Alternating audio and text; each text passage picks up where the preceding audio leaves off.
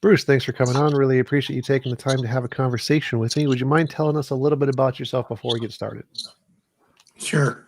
I'm Bruce Russell, and I'm a philosophy professor at Wayne State University in Detroit. I've been there for many, many years. I work in ethics, epistemology, and philosophy of religion.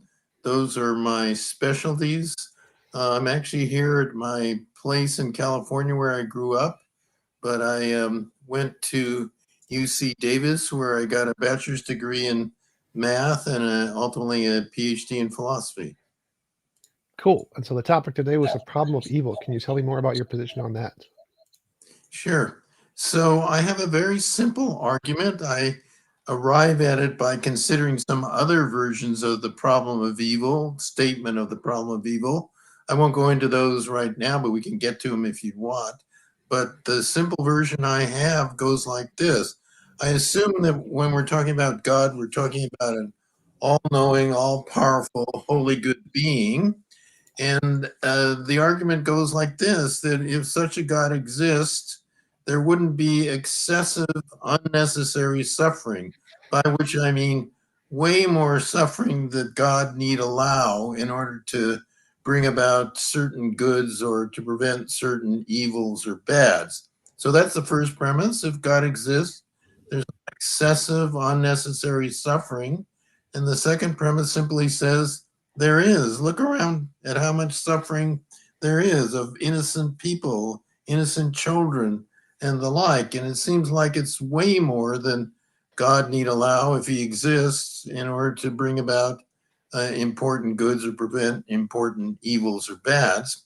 And so from those two premises, it follows by an argument form called modus tollens that God doesn't exist. Well, and are you going for more of an evidential one or a logical problem of evil with that one? I'm doing it evidentially because I think that the evidential problem is called that because of the second premise. In my argument, there is excessive unnecessary suffering. So I don't think that's a logically necessary truth. I just think that the best explanation for all the suffering we see is that there's way more than God would need to allow. So it's not a logical truth. The first one, I do think, the claim that if God exists, there wouldn't be excessive unnecessary suffering. I think that's necessarily true, but not the second premise. I think I justify accepting it because I think it's the best explanation of all the suffering we see in the world. And how do you think most apologists would respond to that? In the past, they've tried to, some of them are skeptical theists. That's a very important line. And the skeptical theists try to argue that we're in no position to judge that there's excessive unnecessary suffering. And they sometimes compare a novice at chess and he looks at what move of the masters and says, oh, that's a blunder. But then people say, well, wait a minute, he's a novice. He's in no position to judge that the master is making a blunder. So that's a standard line of defense by what are called skeptical theists. And do you think that's an unsuccessful defense? I do think it's unsuccessful. I respond to that argument by an analogy, and I introduce, well, there are such people, but young earthers, by which I mean a broader sense than most young earthers are taken, but somebody who thinks that the earth or the universe was created recently, maybe 6,000 years ago, maybe 100 years ago, maybe Bertrand Russell suggested this, maybe 5 minutes ago, and they say, well, we're skeptical theists of a sort ourselves, but we think that it's reasonable to believe that the earth was created recently. Why? Well, God being good is against suffering, and there'd be a lot less suffering in the universe if, people were just created recently with all of the kinds of scientific knowledge we now have. And whatever, maybe it's not so much, but whatever we've gained through interactions with each other on how to live with each other. And so they say there's a kind of sketch of the reason why, God would actually create the universe recently in order to avoid all the kind of suffering over thousands of years that animals and humans would experience on the standard account of how we got here. We got here, but we evolved is kind of the standard account, even by theists, many theists, accept evolution. But the skeptical theists say, well, there's a more direct and more humane route. God should have just made us with a bunch of this scientific knowledge and certain kind of social knowledge. And so that's why he created the world recently, but made it look like it was much older because he didn't want to make it apparent or obvious that he was the creator because that would somehow take away from human significant freedom. And so I say, well, that's their argument. And the problem is that nobody really thinks that that's a good defense, that they say we're in no position to judge if the theory is wrong. But I think everybody thinks, well, there's something absurd about that defense, that scientific evidence just makes it absurd to think that the young earthers' view is correct. But it has the very same logic and form that the skeptical theists offer. And so I said mine reply to the skeptical theists, the standard ones, not the young earthers, is an argument of arguments. If the defense of the young earthers is bad, so is your defense, skeptical theists, about being in no position to judge that there's excessive, unnecessary suffering. So that leads to the argument that response could justify any position, any position you could possibly want to hold, because you're just simply saying that since we're not in a position to judge, God could have done anything regardless of whether or not we understood it, and so anything could possibly be justified. Well, I think it's a weaker position, Tom, the skeptical theists say. They don't say that it could be justified. They just are giving a defense against somebody like me who's offering the argument and just saying we're in no position to judge whatever the second premise is, in my case, that there's excessive unnecessary suffering. They don't say that they're justified in thinking there's not. So there's this subtle difference between what people call a theodicy that tries to actually give a kind of defense of why and a reason why God would, allow so much suffering. They just kind of, the skeptical theists try to turn the tables on the defender of the argument from evil, say, well, we're not saying we're justified in believing why God allows all this suffering, but we just say you, atheists, are not justified in your argument, in particular in the second premise. But essentially, there are things called undercutting and overriding defeaters. And what the skeptical theists are saying is that you're in no position to judge. And that's kind of an undercutting defeater. And I give this example in my one of my papers, maybe a couple of them, that if you're in the country like I am actually right now, that suppose it's dusk and almost dark, and there's some canine-looking animal 200 yards away, and you say, oh, that's a coyote. There are coyotes here. And I say to you, well, wait a minute, it's so dark. You can't tell a coyote from the neighbor's German Shepherd. So you're in no position to judge. I'm not saying I'm justified in believing it's not a coyote, but you're not justified in believing it is, because the lighting conditions and the distance between you and the animal is too great. So that's kind of the structure of the skeptical theist attempted defeater. And it's the same kind of undercutting defeater that the young earthers employ. And so I'm saying basically that if that kind of defeater doesn't work for the young earthers, it doesn't work for you theists either. What if they say something like it's good, suffering is good because it's required for free will or whatever, like the theodicy, or that God wants us to suffer because it's soul building something or another. Yeah, there's this famous phrase about here's the place. John Hick, a famous philosopher of religion, used this phrase: "Earth is a place for soul building or soul making," and the reply I have is that, well, it's a good thing to have freedom, and maybe it's important if there are souls to make your soul, but there's a limit. Sometimes if the freedom is so great that it allows people to, I don't know, rape and torture little kids and the like, that's beyond the pale. That it doesn't seem reasonable that a good God would allow that in order for you to have freedom, which is needed for what? Why is it so significant that you couldn't curtail freedom, given those horrendous, horrible consequences? Certainly, that's what we think. We think, okay, we want people to have freedom of speech and action and association and the like. But we say, wait a minute, when you start raping people and torturing them and stuff, that you don't freedom isn't that good to justify allowing those kinds of horrible actions. It's good, but not that good, basically.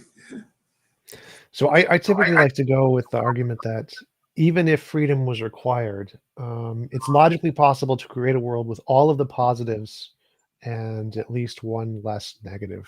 So, like, if I can show that there's one logically possible world where rape wasn't possible, but all of the good things, the free will, soul building, whatever else, can still be done to the same degree without rape, that would disprove God logically. I mean, Without logically without impossible. without rape, did you say that? Is that the word Yep. you use? Yep. Well, yeah. Well, my answer is the skeptical theists are going to come back at you. They're going to say, you're in no position to judge. You're like the novice chess player trying to judge the moves of the master. So I think really skeptical theism is a contender that atheists have to deal with. And I tried to in the way that I described. But otherwise, I think that's the retreat position for them to occupy. Well, I think that you can defeat that group of people specifically by presenting a logically possible world, um, which is better, which is has all of the good things and one less bad thing. Because um, then you've proven you are not the novice chess player. It's like if I can show there's a checkmate in one move, which is there's no logically possible way for it to be a better move than that. And on chessboard, then you've won the argument. You can't get better than that. And so if I can show that there's at least one better way the world could be with all the good things and one less bad thing, then I've shown that the argument that I'm a novice can't be applied anymore because I've shown logically that there's one better possible world that God didn't pick. I think the skeptical theists are not going to allow you that premise. That is, they're going to say, you don't know that all of the suffering and rape and so forth, the one case even, you don't know. You think it's logically possible, but for all we know, all of it, every last bit is necessary to bring about some greater good that we don't grasp. You might say you think you know. Sometimes people think they know that something, or they think they know that something is logically possible, but they find out after the mathematicians prove otherwise that they were mistaken. So you're like a novice mathematician and you're trying to make, the Nobel laureate in mathematics. You're claiming that it's logically possible, but they're saying for all you know, it is not. But wouldn't they hold the burden of proof at that point to show that my argument has a logical contradiction? They can't just say it might that we haven't discovered yet, because that seems like if I say 1 + 1 = 2, you could say the exact same thing. Oh, well, you're just a novice. Maybe there's some logical contradiction there that we don't see yet. Clearly, that would be irrational, just like in the example you gave of saying that we don't think the world was a young Earth 6,000 years ago because of all the science. So simply saying that, well, maybe God did that, or maybe God knows a way to around that, doesn't seem sufficient to justify belief that there's a logical contradiction with 1 + 1 = 2. And so, why would it, in the case of a more general argument that a world without rape could have all of the positives and none of the negatives? Because the answer the skeptical theist will give is because the 1 + 1 is 2 is some obvious logically necessary truth, and so 1 + 1 is 3 is a contradiction.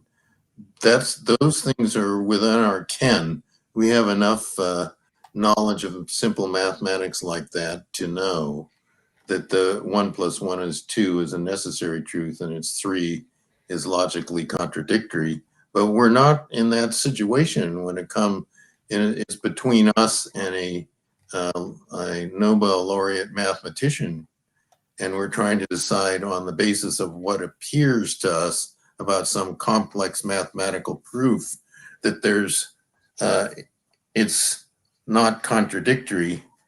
But they're going to say, to continue the analogy, that you're a novice mathematician and you're no position to judge, but you are in a position to judge 1 + 1 is 2 and 1 + 1 is 3 is contradictory. But it's not analogous because in the simple addition cases, there's no Nobel laureate mathematician that we're comparing, that we're taking our appearances to be definitive, where we can do it in the simple cases. We can't do it when somebody's saying, but there may be we think there's a mathematician, a super mathematician, and your appearance of no contradiction isn't adequate evidence to show that there really is not a contradiction. Well, in the case of like logical contradictions, it seems like you can, because if you can write out any argument, any logical argument, you can tell whether or not it has a logical contradiction in it, right? Like it's P and not P at the same time. And so if I describe a world simply by We imagining it, I can't. You can't. I bet you can't. My answer is, nor can I. And the answer is that when they proved a few years ago Fermat's last theorem, there actually were flaws in that argument that the mathematician didn't see, and other mathematicians ultimately did. But certainly no novice would have caught those flaws. Well, that would seem like it would be. Yeah. Sorry. Oh, go ahead. It's fine. It's fine. So I'm saying, like, if I can imagine a world with a square, for example, a square Lego or whatever, then it's logically possible, equally as much so as 1 + 1 = 2. Simply the fact that I can imagine it proves it's logically possible. I can't imagine a square with a round square. I can't imagine a world with a round square. That's logically impossible. And so any world that I can imagine would necessarily not entail any logical contradiction simply by virtue of the fact that I can imagine it.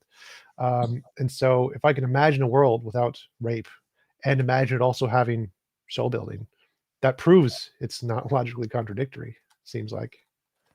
I think you're begging the question again that you can imagine it.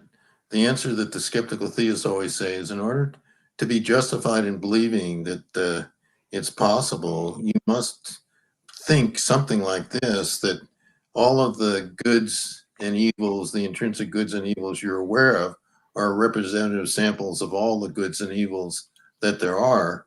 And they're going to say, you're not justified in believing that. How do you know that there aren't other goods and evils that God is aware of, if he exists, that you aren't? Because you're just a finite mind compared to his. And so you can't satisfy that condition that you're aware of, or you're aware of a representative sample of all the goods and evils, intrinsic goods and evils that there are. And if you're not aware of those, then you can't be sure that what seems logically possible is, because you may be leaving out consideration of those other goods and evils beyond your ken. And so you're in no position to judge. You're just judging on the basis of the evils and goods you're aware of, or a sample of them.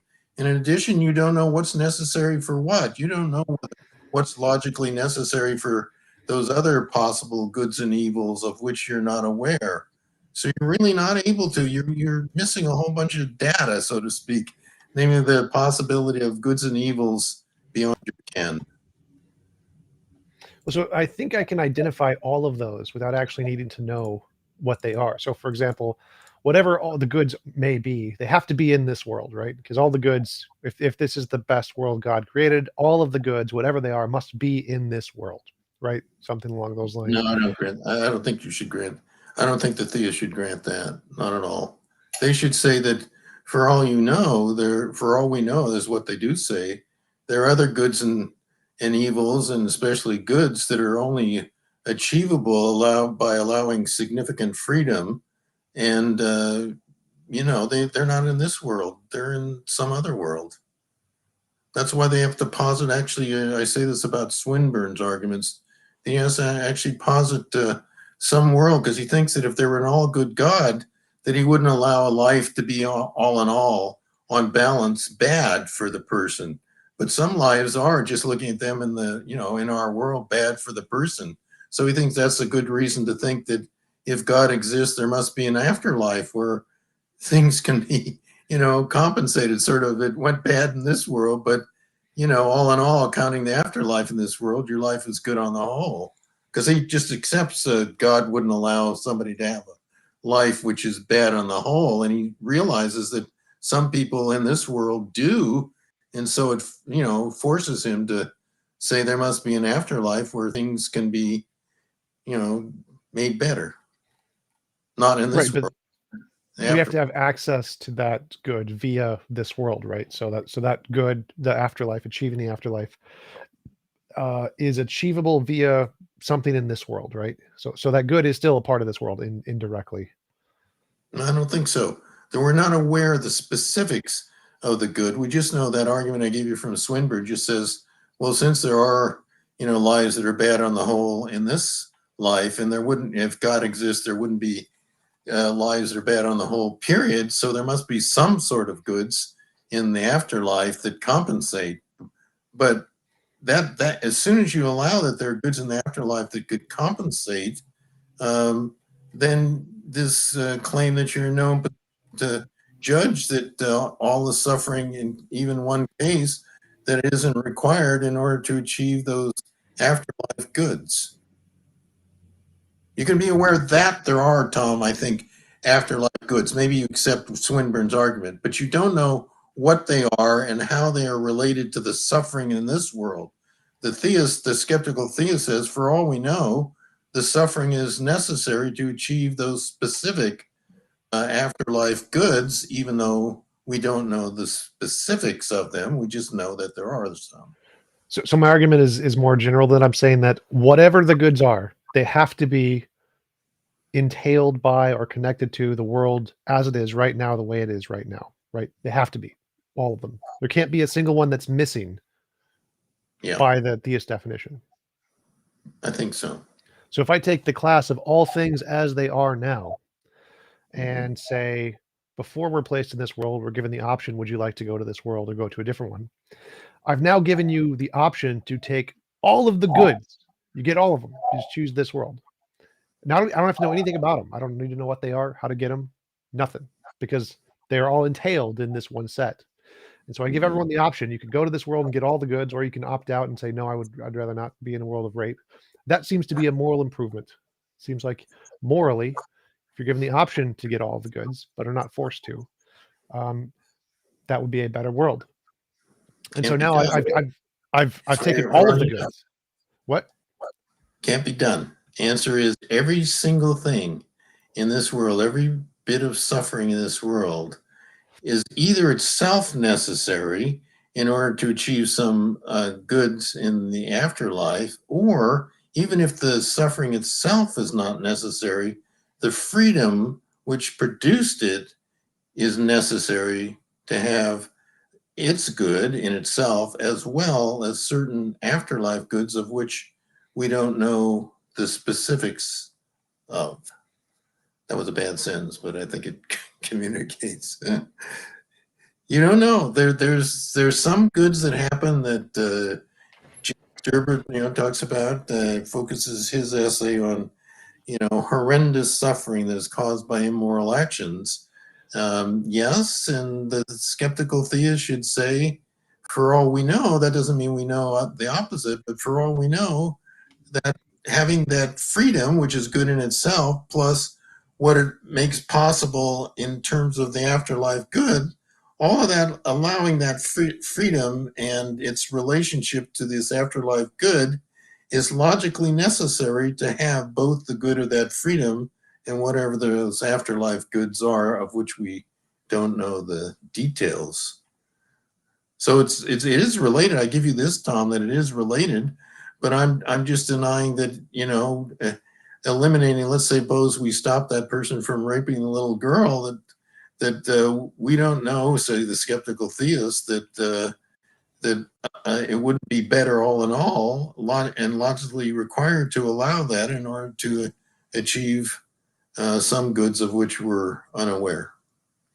Well, so my argument is that let's grant that, just say that's true, and let's say without changing anything of this world at all, every Yeah. individual before entering this world has the option to enter it or to opt out and be like, nah, I'm not going to go to that world at all. I'm going to take none of the goods from it, none of the bads. I don't take none of it and go to a different world of my own choosing, separately, completely separate universe kind of a thing. Yeah. Now, you've had the option to pick all of the goods, whatever they may be. I don't need to know anything about them because I know they're necessarily entailed in whatever this world is like as it is right now. And so if you have the option to go to this world, you have the option of giving all the goods. And you can opt out and say, I don't want the goods. And so I'm dropping the goods. Don't care. And that seems to be a morally better world where you have the option to choose to enter this world as it is and accept all of the goods with all of the soul building requirements or whatever. Or you can opt out and be like, nah, I don't want to play that game. You played a bad game. I'm gonna go play my own game. That seems to be a morally superior world that has all of the goods. You have every good ever God could ever want because it's entailed in this world, and that's this world is one of the options. And you just opt out. It's like, nah, I don't want that. And that seems like a morally better world. I don't get it. I don't know why. I don't know why you know that. I mean, I get what you think you know. but I think it's like the novice chess player saying, look, I have this choice of making all of these what I take to be good moves and none of the bad ones, and I can choose and blah blah blah. But the trouble is that you're going to give up something. You're going to make some bad moves you don't realize. That's what they're going to say if you choosing in ignorance about how these things are related. Well, then you might make mistakes in choosing. No, I'm not going to choose this world. Well, if really all these great goods are dependent on the details of this world, you shouldn't choose not to go to this world. But that part doesn't matter Just because your it doesn't ignorance matter. now choosing. Say that Well, again. it doesn't matter if we make mistakes because we have freedom. We're allowed to make mistakes. And so it may be a mistake not to choose this world, but that's not what's important. What's important is it moral? Is it more moral to allow us to have the option to choose God's design world with all the benefits or to opt out? And I would say, yes, it is more moral to give us the option than to force us into it without our consent. Therefore, if God could give us the option to enter his world with all the goods and the bads, or to opt out and go to our own, which may or may not be a mistake, it doesn't make a difference. Yeah. Then that's a more moral world that has all of the goods that are in God's world, but one greater good because you have the option to choose it or opt out.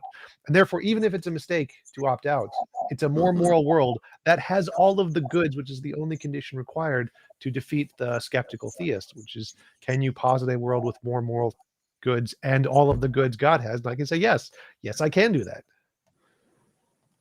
Well, okay, so that's a different argument. I have to think about this some more, but my first thought is it changes the subject because the subject could a God, from the problem of evil, I mean, the question is, could an all good, all knowing, all powerful God create a world like this? And so you're raising another option. Well, maybe he would have done this other scenario, had this other scenario. But it seems to me that I don't know that just like we as parents might, create children and treat them well and have some plan, for their lives and so forth, that we couldn't be faulted even if we didn't somehow. Where did we get these free choosers? They had to come from somewhere.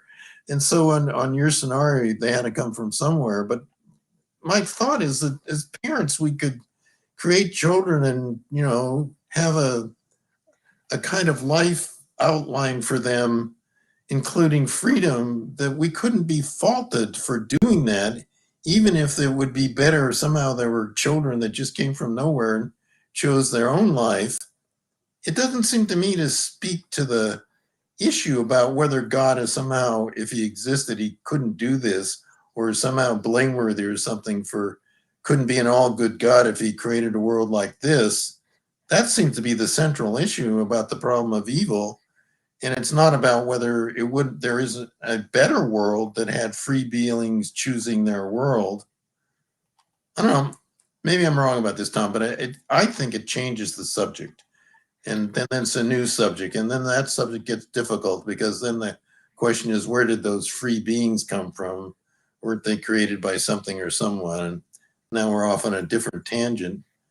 But I think it misses the focus of the problem of evil. Is there something kind of blameworthy in a God, creating a world like ours?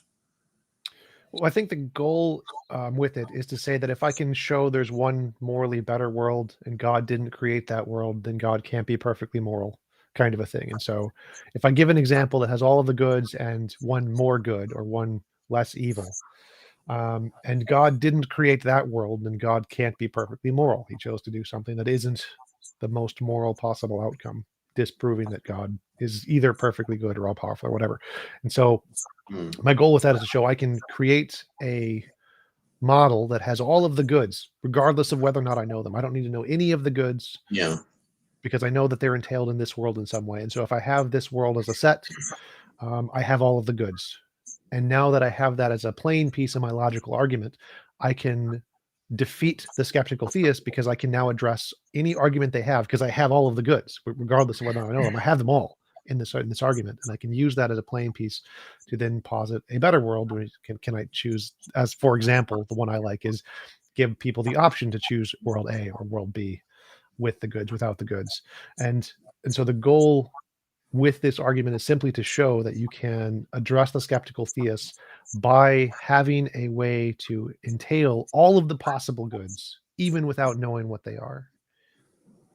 Yeah, I don't know. So, Tom, I think your argument is along the same lines that you started with, but I haven't heard this argument before. So I think it's different from the first one you gave me. And I kept trying to defend the skeptical theist response in that one, because there was one where you're saying, I can imagine a world just like this, but say one less rape or something like that. And I said, hold on now. You may not be able to imagine that. And then I brought in, I don't know, first the novice chess player, then kind of the novice mathematician versus, and so I thought the skeptical theist has a good answer to you, saying, no, you're really assuming that these things you imagine really are logically possible, but your finite mind doesn't really justify you believing that. So I think that's the right answer that the skeptical theist should give to those standard replies. I don't know. I don't know, Tom. I mean, maybe it'll work out. I'm just skeptical that on the end that this this choice from a person, I guess the idea is God creates various worlds and he says, would you like this one? Would you like that one? Or something like that. And then maybe he creates free beings and then it's like a smorgasbord and then they can pick worlds off it. I guess that's your picture. I don't know what to say, Tom. I have to think about that more. You get my point. I'm just trying to do my best for the opponents. I think it's the right thing Yep. to do, to be charitable intellectually. And in the initial responses you gave, I tried to give what I thought was the best skeptical theist response. Yeah, that was usually just my hierarchy tree of how my argument grew to come to that conclusion. Was I started with this classical replies, and then I Yeah, agree. I think that the skeptical theist has a reasonable response to just removing rape or whatever as a particular example, but I yeah, don't think they have a reasonable response to what that led my argument to yeah. become, which is the version it is now. And I've had many skeptical theists on, and I Mhm. don't think they've Well, given an maybe adequate so. response to that. Maybe so. My argument is that I was just doing the analogy with the young earthers, so that's my attempt at defeat them. It's still up to me, as I say in some of my papers and others who defend the problem of evil, to suppose you say the skeptical theists say you're in no position, Russell, to judge that there's excessive unnecessary suffering. Okay, and so I says, well, I don't know. You better not say that because then the young earthers are going to come on the scene and you're going to be reduced to an absurdity. Still, I have a burden of proof to explain why I'm justified in it, even if they're wrong in saying I'm not justified. That doesn't follow that I am justified. So I still have a burden of proof there. And, you know, ultimately I fall back on inference of the best explanation.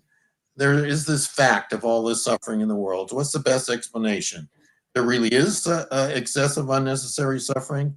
Or no, there's a God who has a hidden plan which we can't grasp and all that. I think that second hypothesis is not the best explanation, contrary to what Swinburne thinks. And so inference of the best explanation comes in for me importantly to defend the second premise in my argument. Gotcha. Yep, I understand that. What do you? I've heard that inference of the best explanation is affirming the consequent. Have you heard that before? It does say that, but it's not. The point is that, you know, let's see if we can think of a case. I don't know. Let's think maybe about planetary motion. I don't know. Here's all the if the sun goes around the Earth, then we'd observe all these things through telescopes about, you know, planets and all that stuff. We do observe all these things about planets and so forth, and therefore the sun goes around the Earth. Or let's do the other. The Earth goes around the sun. Let's update. If the Earth goes around the sun, then we observe all these things. We do observe all these things through telescopes and the like. Therefore, the Earth goes around the sun, affirming the consequent. No, it doesn't work that way. It just says, look, there's all this data, and what's the best explanation of the data? I often use the example, a simple one of you see footprints on the beach in the water's edge, you know, and they look like human footprints, but there's no human around. Well, what's the best explanation for these footprints? Well, one is that some guy has a trained monkey, bought some rubber feet, took the monkey out to the beach and had him walk along the beach. That's one explanation. The other explanation is some person recently walked on the beach. And there are two competitors. And well, we think the best explanation is somebody recently walked there. And so it's not affirming the consequent. It's not trying to say because you observe this data, therefore the hypothesis is true. It just says when they're competing hypotheses, the one that measures up to whatever the standard of best explanation is, that's a really tough question. That's the best explanation, and it's epistemically relevant. That is, it gives you reason to believe that hypothesis over the competitors. Gotcha. What do you say about the intelligent design argument that you can see design in certain things, like a BMW or whatever, and you can infer design from it? How would you respond to that argument typically? Yeah, well, you know, I thought the design argument was a lot better before Darwin came along. You know, the standard ones, people looked at the eye and saw the complex structures in the eye and said, well, what the heck? Either best explanation or something like that. It must be some designer that made the eye. But then, wait a minute. Darwin says, wait a minute, we don't need at least immediately, we don't need a designer. You know, there's this evolutionary theory. It acts kind of like a blind watchmaker, but it's not a watchmaker. It's just, you know, whatever physical laws go to produce ultimately humans and eyes and the like. Okay, so then it works back. The worry then, the focus, when I think Darwin comes along, the focus is no longer like the eye or things in the universe that have structure, because a lot of those can be explained analogously to how Darwin explained the structure in the eye. But now, what about the fundamental laws? This is what Swinburne looks on. The focus now gets broader. It's not on things in the universe. They grant that those things can be explained scientifically. But what about the structure of the universe? Well, there are several things to say about that. So Swinburne tries to say the best explanation for the regularities that are described by the laws of nature is that there was some creator who made the whole universe, not things in the universe, but the universe itself orderly? And my answer is before you get to the problem of evil, first I want to know, is the creator also good besides being all powerful? Oh, then you get the problem of evil. And, well, then it doesn't seem that's so odd.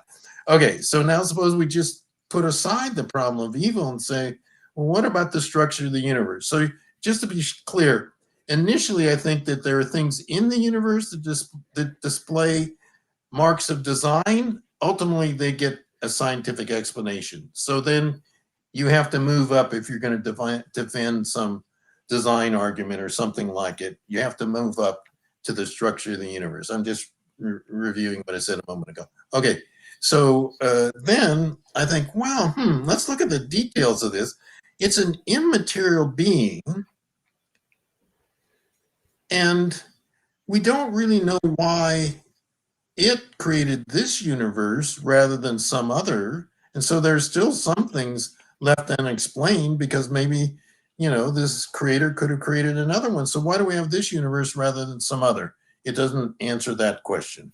The problem, I think, is that if you say it's an intelligent being, there are two problems. One is that as far as we know, intelligence is dependent on some physical structures like the brain, and not the other way around. It's not we're intelligent because we have some immaterial soul, but it's because the brain actually is the source of our intelligence. Do we have empirical evidence? Yes.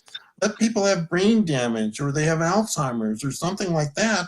How come their kind of mental capacities diminish if you affect what goes on in brains? So it suggests that intelligence is actually founded on some physical structure rather than the other way around.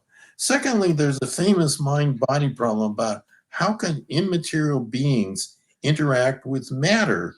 Descartes said, oh, I've got the answer. It's at the pineal gland. No, that wasn't the question. It wasn't where, it was how. How in the heck could that happen? That there's something that's not in space and time, and yet it interacts with things that are in space and time. Well, God may be in time. That's a controversial issue, but it's not in God. Immaterial beings are not in space. Now, how in the heck could that happen? So it introduces the creator hypothesis, introduces a mystery in order to try to solve a problem. That is, it tries to solve the problem. Why does the universe have the structure it has by introducing an immaterial being who's the cause of it? But that's introducing mystery to explain something that really doesn't explain. Just to finish up, often there's this famous example. People say, why does opium cause sleep? Answer simple.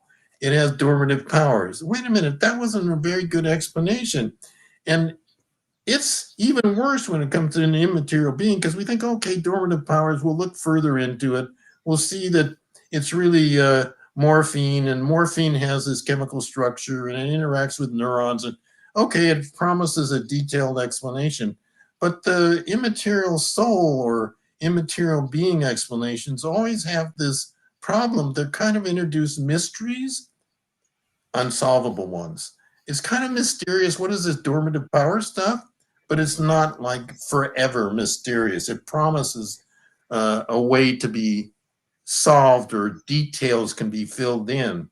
But that's not true with an immaterial being causing things to happen. So putting the problem of evil aside, my problem with an immaterial being creating the universe is that it seems to give an explanation, but when you dig down, it really introduces mystery to explain. So my steel man of the intelligent design argument is that, like, if we suppose we saw a alien spaceship that was landed on the beach, it's clearly technologically way beyond anything humans could make. We didn't see any aliens though. No aliens, just the spaceship. It's got some joysticks, seat, buttons, and stuff. It seems like we could rationally infer it was designed. There's some property in this structure that is we can use to infer design. And if there is such a property, then that property could be in other things like DNA or the laws of physics potentially. And if it was, we could then infer those things were designed. And so what the argument that I think the intelligent designers are typically making is that we do see there's this property of design in things like a BMW that we could then Yeah. potentially identify in a spaceship, and that same property could then be identified in DNA. And so, how would you respond to that kind of an argument? Well, I think it just marches back, like I was kind of suggesting. So, what explains the structure in DNA? Well, there's something else that explains that, and so ultimately, I think what explains things are the laws of nature and the initial conditions in the universe. Given these initial conditions and the laws of nature, you're going to get these results. Of course, there's a whole bunch of uh, very complicated things that went on. So we can't sort of with our finite minds know every one of the steps. And there's also physicists think that at least at the subatomic level, randomness. So you have to factor in laws of nature, initial conditions in the universe, and randomness. And those three things are ultimately going to explain, I think, whatever structure you find in the universe, starting with the eye going to, I don't know, evolutionary theory, or starting or getting to DNA and explaining why DNA has the structure it has. All of it ultimately is going to be in terms of some physical, facts and randomness in the universe. And that's why, Tom, I switched, because I was going quickly and giving what I thought it was a scientific explanation for most of these phenomena that have kind of the marks of design in them, and saying, well, ultimately, then people like Swinburne are going to challenge you to explain, why do we have these laws of nature? And then I was giving the explanation about where ultimately I think that one appeals to mystery kind of surreptitiously. I think the laws of physics one and the biological one are two separate cases I would address separately. Like the laws of physics one, I would say, well, if it's going to be determined by a god of some kind, that can be determined by a necessary law of quantum mechanics or quantum field of some kind, and that could explain the laws. Or the laws could be a result of a further law we have yet to discover, which causes them all to be intertangled in such a way that if you change one, they will all proportionally change due to something like the fine structure constant. And so they'll all necessarily have the same proportional range to one another. And that would fully explain the fine tuning just fine. And then if you want to say, well, why does it have that particular structure? I can just say the same thing about God. And so it leads to an infinite regress argument. But I find the biological one interesting because I think they have a point when they say that there is something that we can see that we can use to identify design. When we look at a BMW or we look at an alien ship, there's clearly some difference between that and just a rock. Like we probably would not infer that this was a result of a natural process. And if there is such a category out there of a justifiable inference that this is design, it's potentially justifiable to say DNA was like that. Now, obviously, I agree with you. I think DNA is a result of evolution, abiogenesis. Those are the more plausible explanations because of the evidence we have that indicates those through novel predictions and the work in biology. But I think that the intelligent design movement does have a point that there may be this property of design, whatever it may be, that we can identify in things, and that's the part that I think is the most interesting, strongest part of their argument. And I'd like to hear more of your thoughts on that. Is there this property of design that we can see in objects like BMWs or spaceships? And if so, how would you address that part? Let me ask you a question first, Tom. I'll respond. But you were distinguishing the DNA to the physics cases. Why? What was the reason for you? I was trying to lump them together, but Well, I think that just it's kind of like, laws of nature that either are biological or physical, and so they account for the apparent design. well, I think in the case of physics, instead of simply saying that you're positing a mystery to solve a greater mystery or something, we can just posit a better explanation, like it's just a quantum law, a quantum field, something kind of like that, Mm. and that would explain the the consistency of the laws of physics just fine. Like, what's the problem with saying it's determined by another law that we haven't discovered yet? Problem solved. And so there's no need for a god to explain the fine tuning of the physics whatsoever. And there's going to be two options. It's either determined by something, a god or another law, or it's going to be random. And so if they're going to assert God is the determining factor for the laws of physics, we can just assert a different determining factor, problem solved. Whereas the DNA, I think the DNA argument is more compelling because it does very much seem like a language, like a code, and the codes that we see are typically made by minds, and so it's much more relatable to people. It's much more compelling to people than the laws of physics, which most people don't understand. And so I think that the way to address them in a way that is relatable to most people is very different. Whereas if you address them in the same way, it has a different effect on people than taking more time to really think about the biological side than the physics side. Physics side's easy, just posit a different alternative determining factor. I think I get it. So I don't know. People think about the double helix. Isn't that really, design like itself that requires explanation? And I was trying to say yes, and it has a I don't know, a physical explanation too. But let me try to address the question you asked. I was just trying to get clear about you're making that distinction.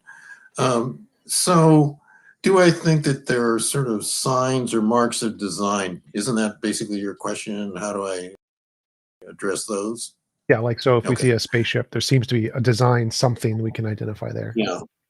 But then you think there's also those things that have the appearance of design in the natural world. Is that what you're going to grant, or do you want me to address that? I'm not sure what you mean, the parents of design. Well, I mean, like you look at well, people back before Darwin, people looked at the eye and said, "Whoa, that Oh yeah. look, it's kind of like you know," or even I always say to my students, "Well, look at the body; it's got all of these parts, these vital organs that fit together and they keep the person alive, and legs that let them walk from here to there, and the brain that lets us think, and blah blah blah, and it all fits together pretty nicely. Geez, that's as complex as the eye, the whole human body." So anyway, there seem like there are lots of what I call marks of design, by which I mean that they have relevant similarities to things we know were designed, like a watch designed by human, and maybe not one, maybe many watchmakers or computers or BMW or any of that kind of stuff. So they have similarities. The things in nature are similar in certain respects to things we know were the product of intelligent designers. And my answer is, and there are a lot of things in nature where the proximate, the sort of near cause, is not clearly not an intelligent designer. Just think about snowflakes. They have a lot of complex structure in them, but they're obviously caused by atmospheric conditions, which are not in themselves intelligent. And so it's like I often use this example of a Van Gogh painting, and one by Van Gogh, and there's this other painter who's a forger I call Van Faux, and Van Faux paints a lot of paintings. And now you look at this painting that I say is in the Van Gogh style, and you say to him, "Okay, what's the likelihood it's a Van Gogh?" Well, yes, if there's only Van Gogh around, painting in that style, it's pretty likely it's a Van Gogh. But what if you also have lots of examples of Van Goghs around, and have the same kind of similarity to genuine Van Goghs? It makes a lot of difference whether it's rational now for you to believe, oh, this new painting, because it has that style, is a Van Gogh. So I just say the same thing when it comes to proximate causes, at least. If we have a lot of examples of things that are created proximately by unintelligent forces, when we see some other thing in nature or wherever, wait a minute, we have to worry about all those Van Foes. Those are, the ones that are caused by, I don't know, atmospheric conditions and the like. And yes, we do have examples of watches and computers and so forth, but wait a minute, those are just Van Goghs. And so my thing is, my idea is that, yes, there is the appearance of design, because these things in nature have features and structures similar to things we know were created by intelligent beings.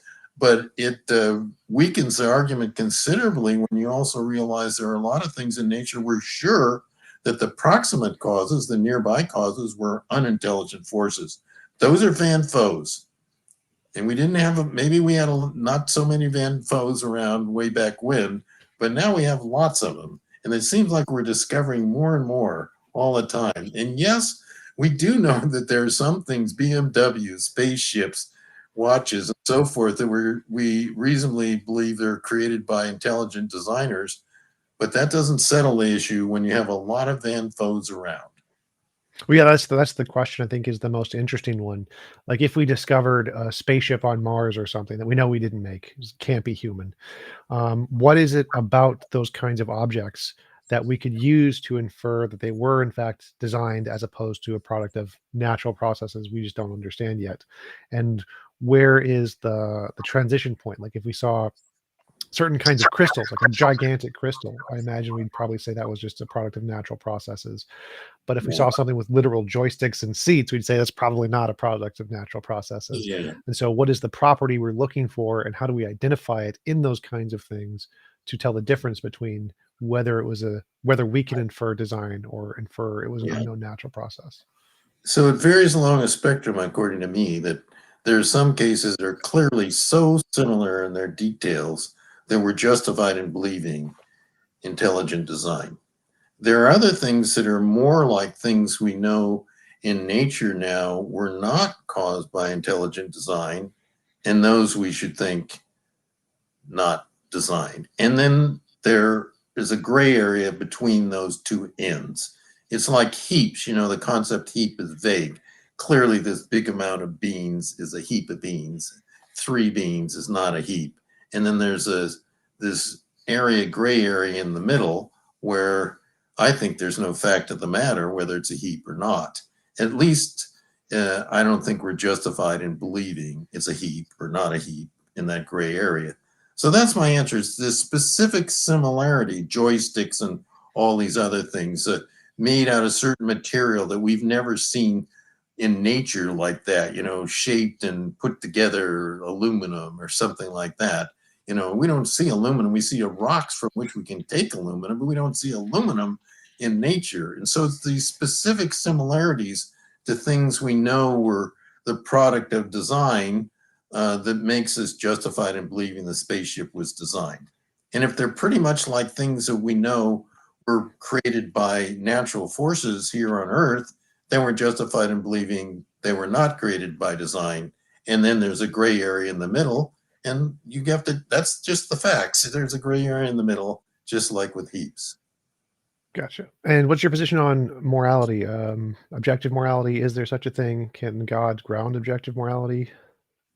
Yeah, so my answer is there definitely is. I tell my students, look, morality is just like math. You have to learn it. Doesn't mean that you already know it, but there are some objective moral facts. I don't know. The famous example of philosophers love is torturing kids for the fun of it is wrong, or genocide is wrong, or there are all kinds of examples that I think they're objectively true. And of course, it goes back to the famous Euthyphro dilemma when it comes to bringing in God about it. So I don't think that having an objective morality requires the existence of God. In fact, I think the Euthyphro dilemma, which basically says that, are things good because God commands them or right, or are they good independently? And I think if you say they're good because God commands them or right because God commands them, then it leaves open that he could command torturing kids for the fun of it. And that would be right. That seems absurd. So it seems like there's some independent standard of good. And of course, God doesn't violate it any more than he thinks can make 2 + 2 = 5. Would something being right because God commanded it, would that make morality inherently subjective because it's contingent on opinions and intuitions, and so it wouldn't even count as a basis of objective morality at that point?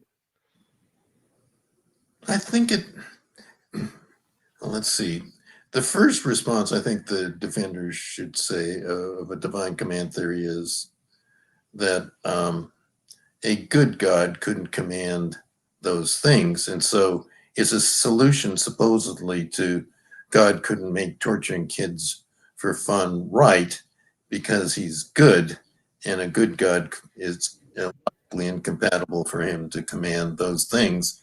I think it just pushes back the issue. Then what makes God good and therefore unable to command, torturing kids for fun? And I think then the Euthyphro dilemma just reappears. Is he good because he approves things? And then that would open up subjectivism again, because he could seem like he could approve anything. And then he says, "Oh, I approve this and I meet that standard, so I'm good." And then I don't know, off he goes on to commanding things to make him right. So I think ultimately, Tom, my answer is that it does make morality subjective, finally, even if it kind of can avoid the problem with the Euthyphro dilemma when it comes to obligations. It has to fall back on God's goodness, and then I think it succumbs. So what about if it was grounded in his nature and has nothing to do with his opinion? His opinion is just a post hoc. So it's like his nature says Yeah. this is good, and then because of his nature, he will then have the opinion that this is good, but his opinion will have no effect on the goodness one way or the other. Mhm. Would that make it potentially objective? My answer is I don't understand actually that response. The nature, the only way I think that his nature prevents him from, I don't know, approving this or commanding that, is because it's a hidden appeal to God's moral nature. So I otherwise, if he just his nature, what do you mean? Is being all knowing and all powerful? Well, I don't get why those things would limit him. And so I think it's just a covert appeal, his nature, to meaning, I mean his moral nature. And then you're back with the dilemma, again. So I don't get that answer. I think it's not a legitimate answer, because it doesn't work unless you um, assume that it's God's nature, his moral nature we're talking about. Gotcha. Well, we have been going for about an hour. It was a really great conversation. I really appreciate you coming on. Do you want to give any links or references where people can find out more about your work? Um, Yeah, so how can you find out more? I guess one way is you can just, I don't know, Google Bruce Russell and see what he's written. I should have a better Vita available to people than I do. But I don't know, I write in epistemology and ethics, and mostly meta-ethics. Those are questions about, I don't know, their moral facts and how do you know them, stuff like that. And the problem of evil, and I don't know, and really about, you can look in the Stanford Encyclopedia of Philosophy. I have an entry on a priori justification and knowledge. I talk about a lot of things about a priori justification because I think it's a central um, part of philosophy. I think philosophy is mostly an a priori discipline. And so you can get in the Stanford Encyclopedia of Philosophy, you can get a hint. There's I don't know, papers, I don't know, Google Bruce Russell and you'll see some of my papers. I'm working on Awesome. a book for intro called Philosophy by Example, because I love using examples when I do philosophy. And it's called Philosophy by Example, an introduction to analytic philosophy. So let's hope in a year or so you'll be able to see that. Awesome. And we do have a few questions from the audience, if you don't mind. Sure. Tim West asks, can you ask Bruce what important idea he changed his mind about during his career and what made him change his mind? I can think of a specific example. It's kind of a technical area in philosophy, but there are some people, I do epistemology, like I said a moment ago, and there are some people who support something called pragmatic encroachment. By that, they mean that there are pragmatic reasons that can affect the standards of justification and knowledge. And example is, there's a famous simple little example about Hannah wants to bank her check on Friday. She has a very good reason because she's been there many times to her bank that'll be open on Saturday. She's thinking about going home and avoiding the lines, and there's nothing really at stake. And so she has enough information from past behavior. Maybe she even reads the door, bank open, earlier days, bank open on Saturday. She then goes home, and she seems justified. It seems she knows the bank's going to be open on Saturday, given all of her evidence. However, now imagine something's at stake, something really important. They've kidnapped her daughter, and if she, doesn't have the money in the bank by Saturday, they're going to kill her daughter. And so now you think, oh, wait a minute, now she doesn't know that the bank is open on Saturday. And I used to think that that was true, that the standards for knowledge and the standards for justification go up as the stakes go up. I no longer think it's true.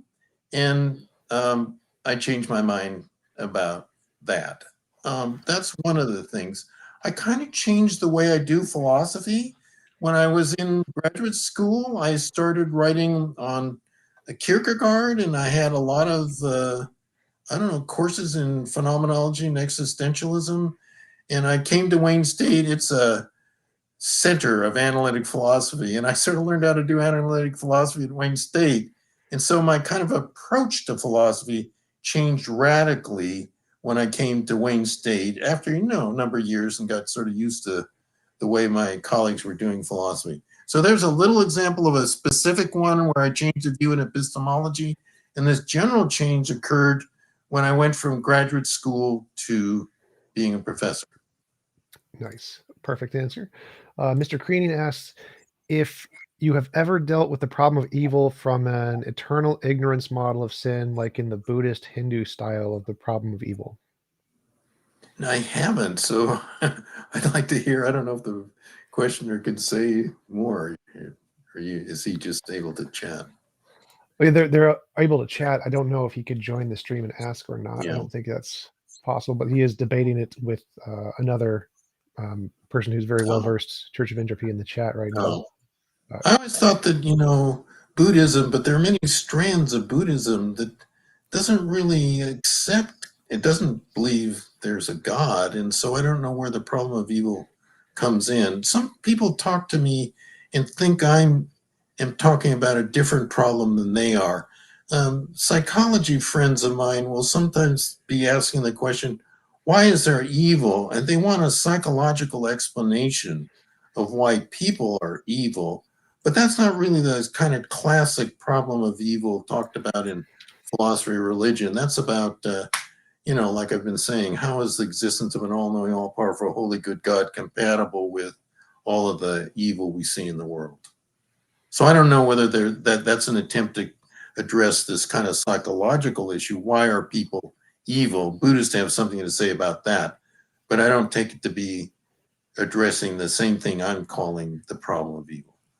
Yeah, I think that's he put a clarification. He says it's about how life becomes a quest of why I'm here in this world of suffering without a God to blame. Like how do you attribute the fact that there is suffering without a God to blame? Oh, I think people are just probably for evolutionary reasons selfish. Not only selfish, but partly selfish, and their selfishness explains a lot of the evil they do. And then I think just natural disasters cause suffering. If you want to talk, if you consider that evil as in the problem of evil, it often is. It's kind of a problem of bad anyway, I think. But it just, as happens when it comes to natural evils. We're just little, fleshy things. And when you have fires and earthquakes and disease, we suffer. The other kind of suffering, I think, is often caused because although people aren't solely self-interested, they certainly are, and they cause evil in the pursuit of self-interest. Awesome. Well, I think that's it for the questions. Thanks again for coming on. I really appreciate it. And I hope you have a wonderful rest of your day. Thanks.